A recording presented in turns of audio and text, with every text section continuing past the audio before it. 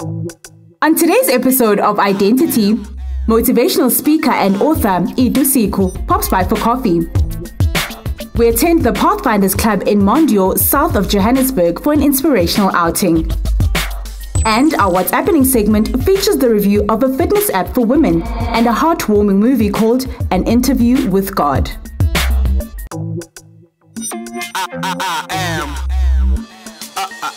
an individual with an imagination. My inner faith illuminates innovations. In a space with infinite inspiration, I was born free from all incarceration.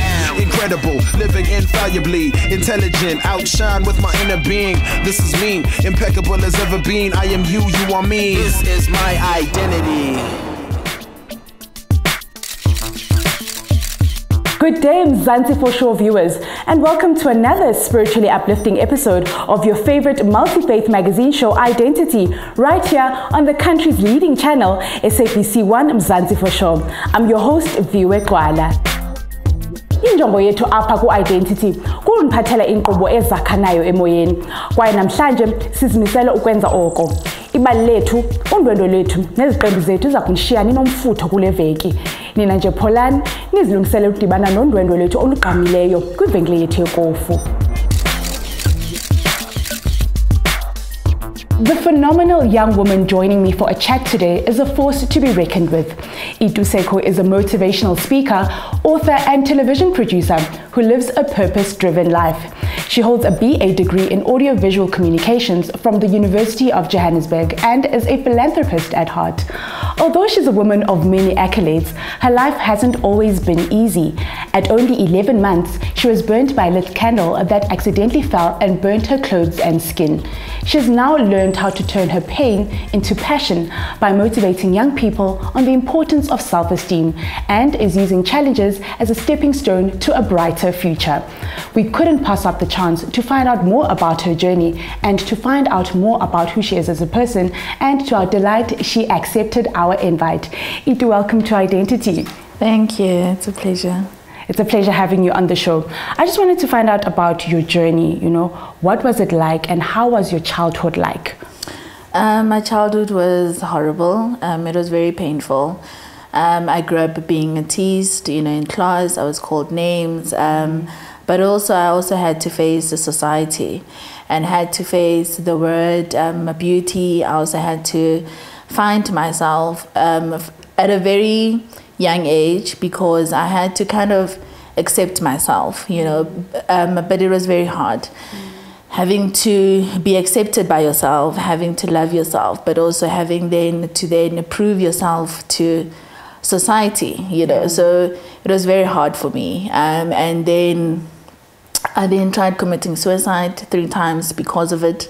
But worst of all, I felt like I didn't belong because I looked so weird, with only one hand and with only one finger, but also having 90%,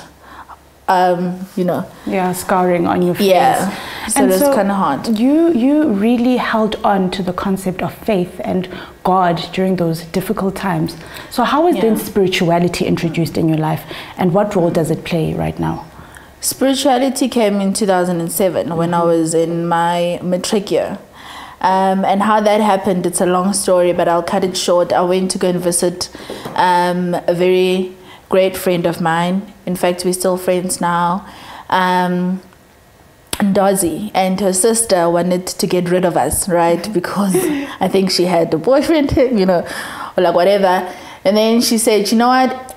At my church, they're having a youth bride, right? And then she took us there. And then the youth pastor then came, and then he spoke to us about God, But it was such a casual chat, so it didn't feel like we're talking more about God, And then I became a born-again Christian right then. And the first message that I heard was that everything that has happened for a purpose, And then from there, I then read a book called The Purpose-Driven Life book by Rick Warren, right? And my life has never been the same again.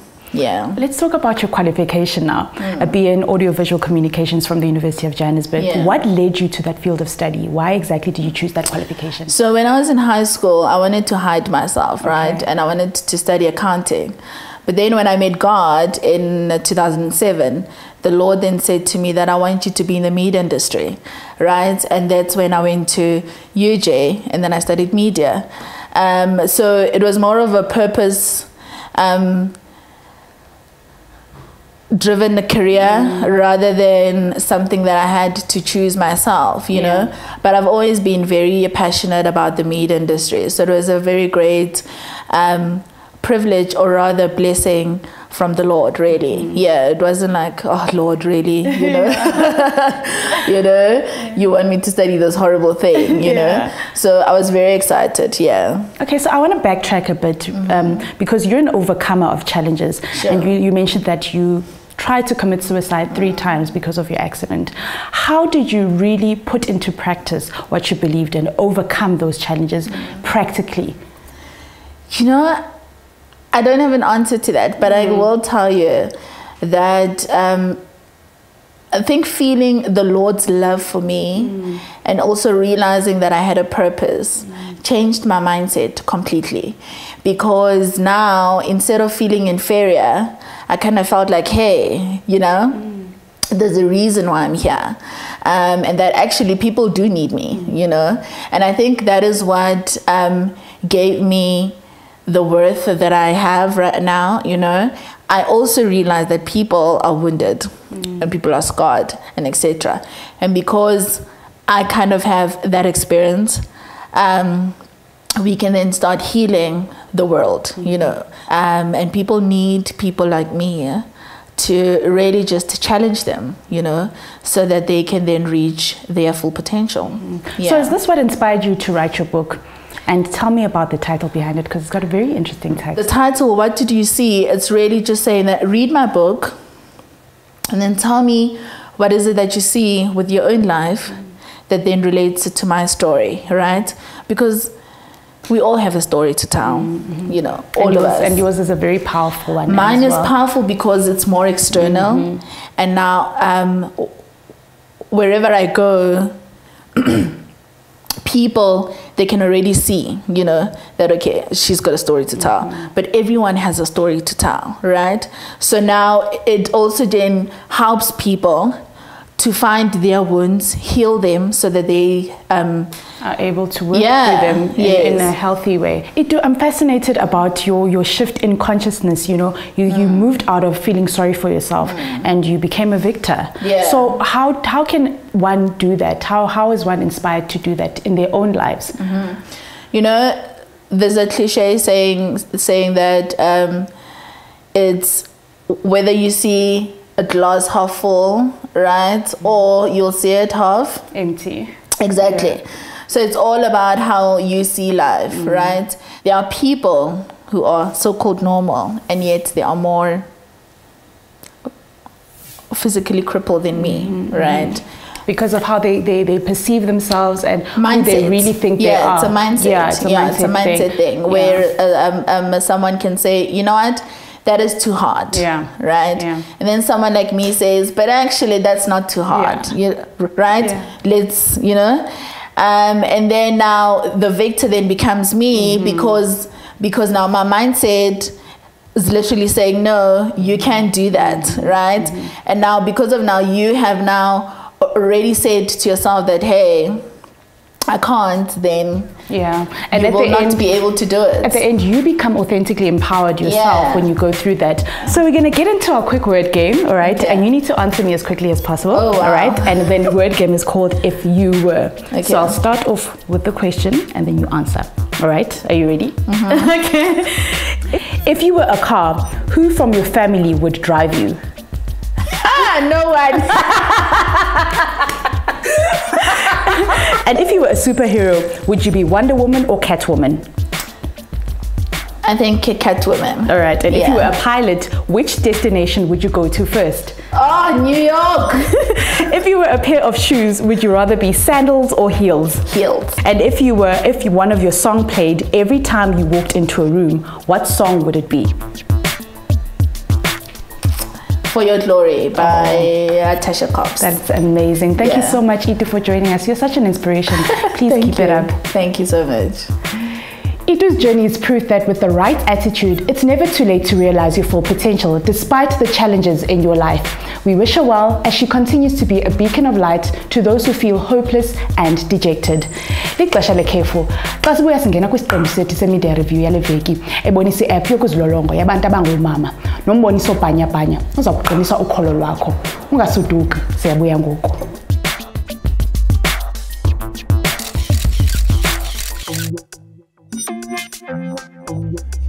This is my identity. This is my identity.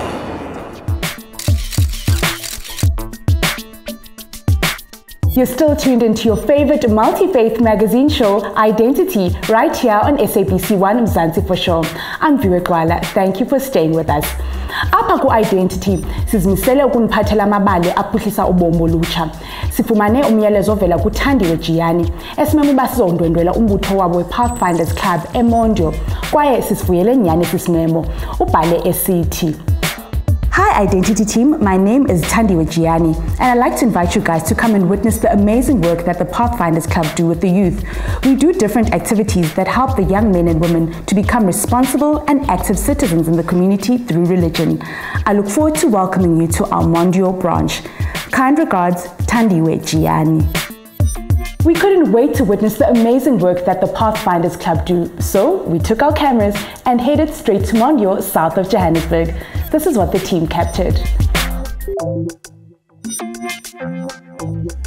This is my identity.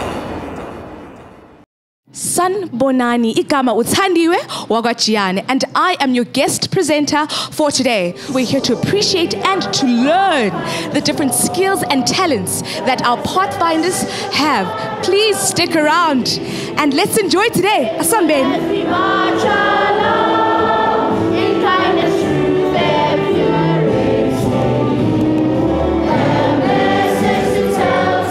Standing with me, Uthando Xengana, and she's here to tell us more about the Pathfinder Club and its history. Well, the first recorded Pathfinder Club was in 1920 in Anaheim, California. Pathfinders really just got structured from 1946 to 1950. For our club, this is our first year anniversary. What does it mean to be a Pathfinder? Obviously, Pathfinders is more Christian-based, so the foundation is more Christian. We're teaching young people about loving God and loving their neighbors as well. So it's about a relationship with God and a relationship with the community. With regards to spirituality, how does then Pathfinders, or being a Pathfinder, link with someone's or one's spirituality? See, there's a verse in the Bible that says, train up a child in the way he should go, and when he's old, he'll never depart from it. That is the most important verse. See, the thing about that verse doesn't say what will happen in between when you're a child and when you're old. Stuff might happen in between when you're still growing, but that foundation that you got from home with praying in the evening with Pathfinders, coming to Pathfinder practice on Sundays, you carry that with you. Even if you go to university and life happens, but there's always the Holy Spirit who will remind you of where you come from. With me is Ubongane Mgoza, and he's here to tell us more about the attire of the Pathfinders. I'm wearing my Pathfinder uniform. This is a Deputy Director Pathfinder uniform. It just differs here with the epaulets from your usual counselor uniform. And obviously it will be written here Deputy Director. These are just a few badges that I wear. I didn't bring my sash. My sash has honors on them. And an honor to Pathfinder is basically an achievement. It's a learning of a skill. So for example, we have a swimming honor. Stage 1, Stage 2, Stage 3. Another one is first aid. You learn how to do first aid at entry level. Basically, these honors and skills are to help prepare the child or Pathfinder adventurer for unforeseen circumstances in the world. I am the captain of this club, and yeah, that's what I am in this club. And I'm also the deputy director for when the actual director is not here, I take over the Pathfinders. The uniform symbolizes that we march for God, We march by spreading the news to others who don't know who God is and Jesus Christ. Because Jesus loves me, I will always do my best. We dress like this as a sense of identity, as you identify us. Like, you see other scouts dressed in a certain way. It's their own identity, and this is our personal identity, which we take pride in it. What do you enjoy most about being a Pathfinder? I really enjoy our unity as a whole club, how our counselors groom us into these wonderful servants of God. And the outings too, they're really eventful, but yet it's a learning experience for each and every one of us in a sense that a child can understand it. I'm now joined by Unala Liwayo. Would you like to tell us why you became a Pathfinder and joined this club? I became a Pathfinder because I was kind of forced by my parents. But the more I did it, the more I enjoyed it, and the more I learned to embrace it and accept the Pathfinder and the adventurer in me. For me personally, being an ambassador has shown me a lot. We try to show who Christ is by leading the children and by being part of leadership of the church. What does it mean to be a servant of God and a friend to men? That statement means to me that I need to be a servant and I need to work, putting my all into it and not trying to dodge and find simple ways and just do things the full way and the right way in Christ, my Lord, who I love and who I serve. I'll be a servant of God and a friend to men. We have Uzak Koza that is going to tell us why he brings his child to Pathfinders. Okay, the reason why I bring my child to Pathfinders is for her spiritual growth and also for discipline as well. I've realized that children that grow under the Pathfinder banner are very spiritually driven. They are disciplined, not only in church things, but also in their careers at school. I find that they are stronger in terms of taking a stand for whatever they believe in. Pathfinders is also a vehicle for which we are able to tell people about the love of God. So it's not really closed into say it's only Adventist children. I would really say that if there are kids that want to join Pathfinders, they need to come for spiritual and also for personal development as well. Special thanks to Mondeor SDA in the South. And also very, very special thanks to the Identity team for being a part of us during the special and amazing program that we had with the Pathfinder Club of Mondeor. Now back to Viwe at studio. 1 Timothy 4 verse 12 says, "Let no one look down on your youthfulness, but rather in speech, conduct, love, faith, and purity, show yourself as an example of those who believe." Thank you to Viwe Gxwala and the members of the Pathfinders Club for embodying God's work through the activities they do. Uba nawo unalo ibali elifundisanayo okanye elakhanayo emoyeni ungathandi kwabela nathi nababukeli beMzansi for sure. Kulula, sithumeleni incwadi kwidilesi identitytvshow@gmail.com. Singavela kwindawo ohlala kuyo kungekudala. It's time for one more break. When we come back, we head into today's What's Appening segment, which features the review of a fitness app for women that will help you get in tip-top shape in preparation for spring, and an interesting movie titled An Interview with God. We'll be right back.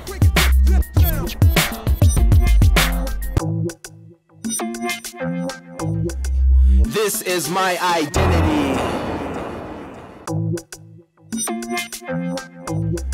This is my identity. Siyanamkela kwakhona nisabukele i-Identity khona apha kwiqonge lamba phambili i-SABC 1 Mzansi for sure. Ndingumsasazi wenu uViwe Gxwala. If you've just tuned in, here's what you missed. We kick-started the show off on an inspirational note with motivational speaker and author Itu Sekhu.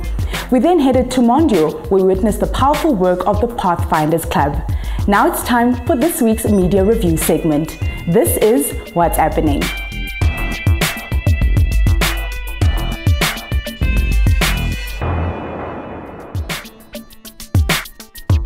The chilly season is slowly making its way out, and now we can look forward to the warm months ahead of us. To usher in Women's Month, why not try an app that will keep you healthy and in shape? Workout for Women app is designed to help you do just that. Let's check it out. Workout for Women app is a quick and effective way of working out, and it will help you tone on problematic areas like the belly, legs, upper arms, and more. It's designed to help you work out whenever and wherever, whether you're in an office or at home. The exercises provided on the app are solely selected by sports scientists and sports medics. The homepage is filled with options like 7-minute workout, challenges, and exercises.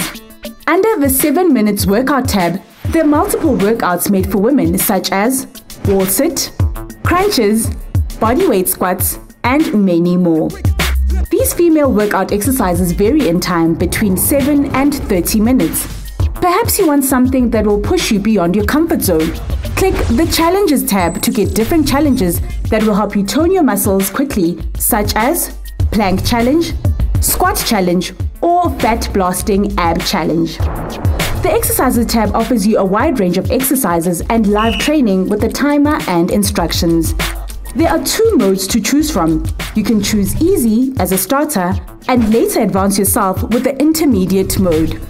Make sure you get your legs and abs toned with the help of Workout for Women app. I absolutely need to check out that to gear up for summer.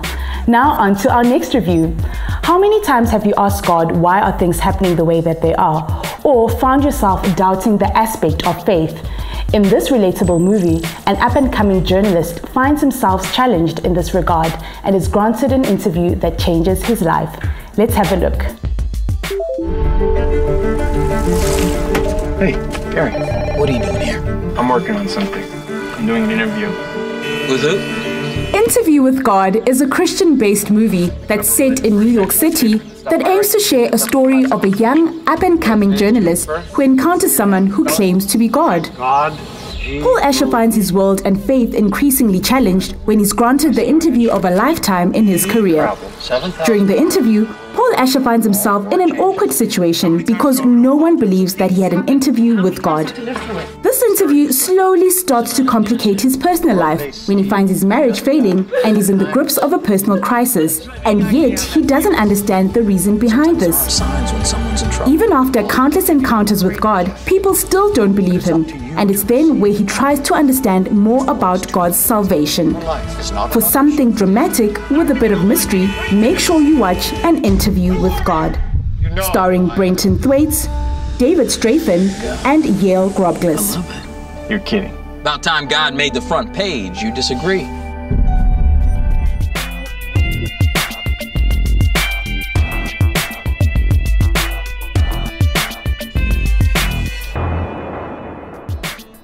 Before we wrap up the show, a quick note that the first week of August, from today the 1st to the 7th, is Cancer Care Week. This week is set aside to raise awareness about cancer and how to combat the illness through the relevant support structures, educational information, and holistic healing methods. We hope that you too play your part in supporting those that are affected. And just like that, we've come to the end of today's episode of Identity. We hope that our guest, insert, and reviews have left you inspired and uplifted. If you have a positive community story to share with us, simply let us know by sending a detailed email to identitytvshow@gmail.com. We're also active on the social media scene. Search for Identity TV Show on Facebook, Twitter, and Instagram. From me, Viwe Gxwala, and the Identity team, stay blessed. Goodbye.